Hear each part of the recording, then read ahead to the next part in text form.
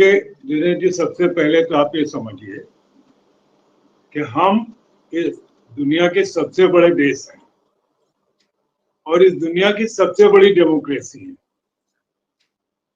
Indonesia और Vietnam हमारे सामने चिंदी पिंडी से मुल्क है। उनके मुल्कों की तुलना करके तो सबसे पहले तो हमारी यही बेइज्जती की जा रही है कि जो हमने इंडोनेशिया के साथ किया, जो डील हम वियतनाम के साथ कर रहे वही करेंगे। और बाकायदा ये कहा गया कि इंडोनेशिया से जो डील हमने की है वही हम करेंगे। अब जो डील की इंडोनेशिया से क्या है, जैसे किसी व्यापारी के पास गोदाम में तमाम सामान भरा हुआ है, तो वो किसी दूसरे व्यापारी बात कर रहा है कि भाई नया सामान हम कम देंगे जब तुम ये हमारा ये सामान लोगे। और ये होता है कि जैसे हम किसी व्यापारी के पास जाएं और उधार हमको लेना हो या कोई नई डील करनी, तो बेटा भैया ये भी लेना पड़ेगा वरना ये नहीं देंगे। अब सवाल ये कि हम ईमान क्यों लेंगे उनसे? हमारी जरूरत होनी चाहिए। हम उनसे तेल क्यों लेंगे? हमारी जरूरत होनी चाहिए। तो हमारा तो तेल रसा से हम ले रहे हो, सस्ता पड़ रहा है। और ट्रम्प साहब बिल्कुल एक माफिया की तरह बिहेव कर रहे हैं। और अब तो उस माफिया के कुछ अपने लफंगे भी आ गए हैं जिनको नाटो कहा जा रहा है। वो धमकी दे रहे हैं। भाई और क्या है? Who are you? आप अगर इतने देशों के एक संगठन है नाटो, तो आपको तो शांति स्थापित करने के लिए और निर्भुक उसके लिए उद्देश्य से बनाया गया था। आपको दादागिरी करने के लिए नहीं बनाया गया। अब वो नाटो कह रहा है कि जो आप लोग रूस से कहिए कि समझौता करे, और अगर वो नहीं मानेगा सब पर टैरिफ लगा देंगे। ये क्या है भाई? हमें ऐसा लग ही नहीं रहा कि हम 21वीं शताब्दी में रह रहे हैं। हमें लगता हम 16वीं शताब्दी में रह रहे हैं, जब कोई एक राजा चक्रवर्ती सम्राट की कल्पना है हमारे यहाँ। पता नहीं चक्रवर्ती उस समय राजा होते थे कि नहीं होते थे, 2-4 मुल्कों का एक हो जाता होगा। पूरी दुनिया का तो कोई राजा कभी नहीं रहा। लेकिन इस समय तो अपने ट्रम्प साहब भी पूरी दुनिया के राजा हैं। वो अपनी शर्तें थोप रहे हैं लगातार। तो सारा मामला, वो तो एग्रीकल्चर और डेयरी प्रोडक्ट भी इनमें भी एंट्री लेना चाहते हैं और भारत सरकार कर देती। लेकिन ये चूंकि मामला करोड़ों किसानों से मिला हुआ है, जिस सनातन के नाम पर वो वोट मांगते उस सनातन की भावनाओं से जुड़ा, तो इसलिए न वो एग्रीकल्चर प्रोड्यूस उनको लेने पा रहे हैं, न डेयरी प्रोडक्ट को अलाउ कर रहे हैं। ये दबाव सारा उसी लिए। और अगर हमें उन्हीं के जैसे इंडोनेशिया से ट्रम्प ने किया समझौता, तो इससे तो अच्छा था वो 150% उस पर टैरिफ लगा देता। भाई वो 50 बोइंग खरीदेगा, इतने अरब डॉलर का तेल खरीदेगा, इतना एग्रीकल्चर प्रोड्यूस खरीदेगा, तो अगर आप उसकी सब वैल्यू लगाएंगे इन टर्म्स ऑफ डॉलर, तो वो जो टैरिफ लगाएंगे उससे ज्यादा हो जाएगी। अच्छा, और इंडोनेशिया और क्या कहते हैं वियतनाम को मना लिया है, अब भारत से कह रहे कि तुम भी ले लो। अब भारत को तो रशिया के साथ भी, क्योंकि तेल मैक्सिमम वो वहां से ले रहा है, उसके साथ भी बैलेंस रखना है।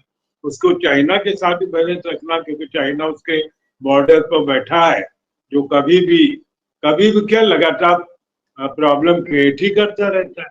अगर अमेरिका के एक पार्ले में चला जाए और भारत सरकार चाहती है, उसको कोई दिक्कत नहीं, अमेरिका के पार्ले में चले जाएंगे, तो उसका एक मित्र फंसा हुआ है, उसका वो ट्रम्प उपयोग कर रहे हैं या दुरुपयोग कर रहे हैं।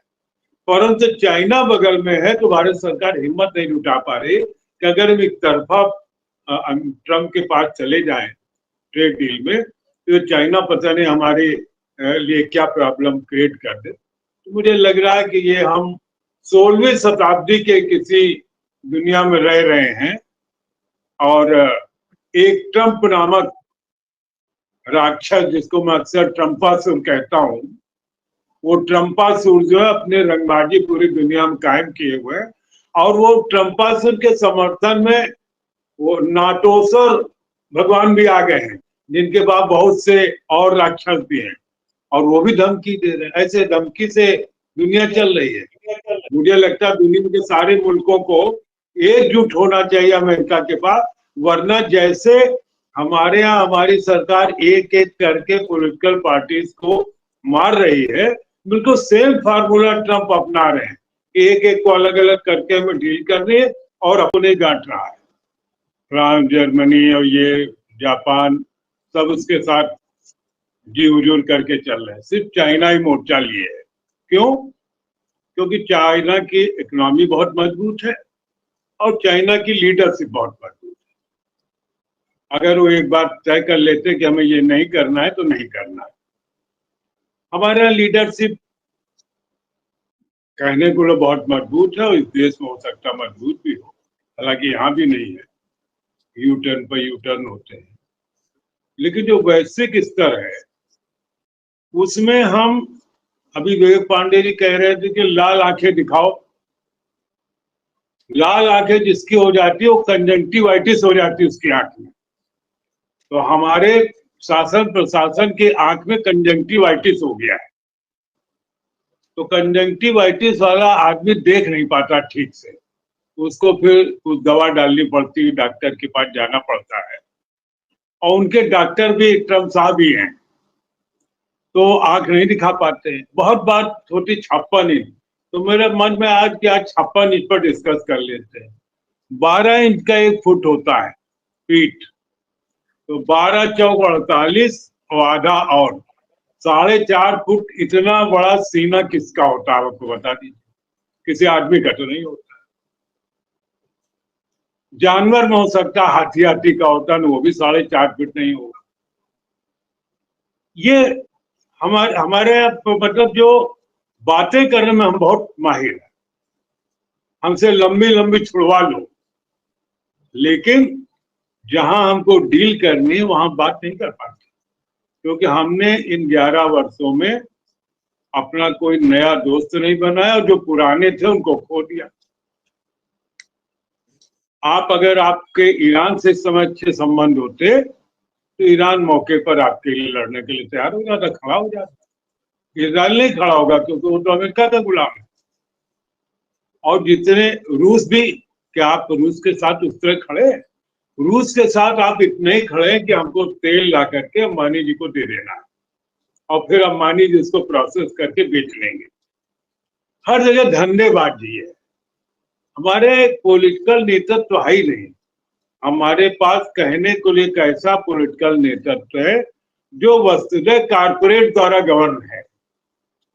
आप तो देखते हैं कि हमारे यहाँ 2 उद्योगपतियों में से एक को मोदी जी लिए कंधे पर टहलते रहते पूरे दुनिया में कि इसको ये काम दे दो, इसको ये काम दे दो, इसको ये काम दे दो। तो दुनिया में कोई चीज छिपती थोड़ी। तो ट्रम्प समझ गया कि भाई इसकी कमजोर नब्ज कहाँ है, ये कौन सा तोता है जिसमें इसके प्राण बसते हैं।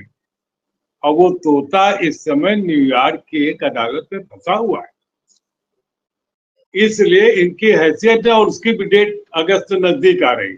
11 अगस्त को शायद वहां की कोर्ट ने डेट रखी थी कि 11 अगस्त तक आप बताइए कि संबंध तामील हुआ कि नहीं हुआ, क्योंकि वो तो मुकदमा तो इन एक्सेंसिया भी हो जाता है। आप अगर नहीं भी जाएंगे और भारत सरकार यहाँ से अडानी को नहीं भेजेगी तो भी कोई नहीं, कोर्ट को पावर होती है को एक तरफा in absence of the culprit वो जजमेंट सुना दे, और वो कुछ भी जजमेंट सुना सकते हैं। आपके वहां अमेरिका में जो संपत्तियां वो जब्त कर सकते हैं, आपको अमेरिका में बिजनेस करने से बैन कर सकते हैं। इस संकट की वजह से वो क्या कहते हैं, ट्रम्प को नाराज नहीं कर पा। वो एग्रीकल्चर और जो इसकी बात है डेयरी मिल्क की, डेयरी प्रोडक्ट की, इसमें भी कर देते हैं, और हो सकता है आगे पीछे झुक जाए। मैं कोई इसकी ये कोई गारंटी नहीं कि नहीं झुकेगी सरकार, क्योंकि उनका जो असली उद्देश्य है कारपोरेट घराने को बचाना है। तो अब हम इस पूरी दुनिया में अब हमारी तुलना इंडोनेशिया से करें, और ये कह करके ट्रम्प हमारा उपहास उड़ाते हैं कि देखो देखो हम जैसे इंडोनेशिया को डील कर रहे थे उस ढंग से हम अब इंडिया को डील कर रहे हैं। और इंडिया को रिएक्ट ही नहीं करती। अभी विवेक पांडे ने कहा कि साहब वो देश पांडे जी की इंदिरा गांधी, भाई इंदिरा गांधी ने हिम्मत दिखाई ना, उनको वो किसी उद्योगपति को अपने साथ नहीं ले जाती थी। और ये पहला मौका, नहीं तो कोई भी गवर्नमेंट रही हो, भले वो किसी बिजनेसमैन को सपोर्ट करती रही हो, लेकिन कभी कोई भी प्रधानमंत्री इस देश का किसी बिजनेसमैन को विदेश पर नहीं ले गया कि भाई इनको काम देना है। बड़े बड़े विदेश के लोगों को मुझे मालूम है, उनकी 10 जनपद में वो जाट साहब एक थे, उनके थ्रू बात हो जाती थी कि हाँ मैडम को बता दिया गया, दैट इज ऑल। बड़े बड़े उद्योगपति मिल भी नहीं पाते प्रधानमंत्री से, जबकि वो सब सपोर्ट करते थे, ऐसा नहीं कोई विरोधी। भाई ठीक है, पॉलिटिशियंस को एक दूरी बना के रखना चाहिए। हाँ, वो पॉलिटिक्स करने के लिए आए, धंधा करने के लिए थोड़ी आए। तो अब जो जिस ढंग से हम कारपोरेट हाउसेस के चक्कर में पड़ गए, और ट्रम्प तो खुद ही बहुत बड़े कारपोरेट है, वो खुद बहुत बड़े धंधेबाज हैं। और वो इतने बड़े धंधेबाज हैं कि आते ही उन्होंने शपथ लेने के पहले ही एक ट्रम्प मीम जारी कर दिया, एक अपनी पत्नी मेलेनिया के नाम से मीम जारी कर दिया, और उसमें लोगों ने अरबों रुपया लगा दिया, इन्होंने बेच करके पैसा से इकट्ठा कर लिया। अब लोगों का पैसा फंस गया। वो तो भाई धंधेबाज आदमी है। उसने अंबानी के साथ एक धंधा कर लिया ट्रम्प ने, उसका है प्रॉपर्टी का, जो ट्रम्प टावर्स का वो बिजनेस करते हैं, उसमें $10 मिलियन अंबानी लगा रहे। तो आपको अंबानी और अडानी मुकदमे फंसे, अंबानी सीधे ट्रम्प से डील कर रहे हैं। अंबानी को अब चिंता नहीं है मोदी की, उन्होंने नया रास्ता निकाल लिया कि हम ट्रम्प से डील करेंगे। ऐसी स्थिति में अगर ट्रम्प आपको ये क्या कहते हैं, इंडोनेशिया के बराबर समझ करके आपको बेइज्जत कर रही है, बेइज्जती है हमारी। अरे भाई आप कह दीजिए हमें नहीं डील करनी, छोड़िए, हमारा कितना वहां पर डिफरेंस है ट्रेड का, और फिर जो हमारे मान सम्मान की बात, तो अमेरिका ही देश है जिससे हम बिजनेस करेंगे, हम नहीं करते। इंदिरा गांधी होती कह देती हम नहीं करेंगे, राजीव गांधी होती कह देती नहीं, और पंडित नेहरू के समय तो हिम्मत ही नहीं थी कि अमेरिका के राष्ट्रपति कोई कह देता वह नहीं करेंगे, हमारी आपसे डील है।